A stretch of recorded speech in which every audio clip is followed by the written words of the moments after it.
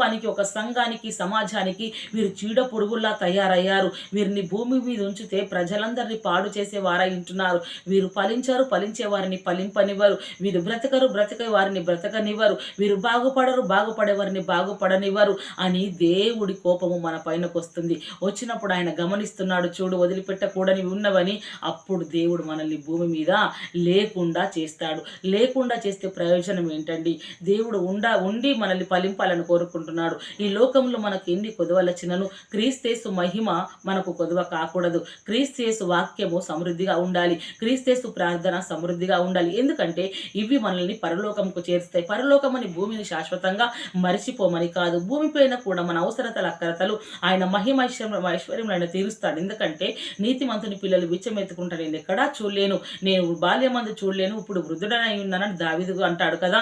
కాబట్టి దేవుడు మనల్ని ఎప్పుడు ఆ విధంగా భిక్షం అడుక్కోనివ్వడు.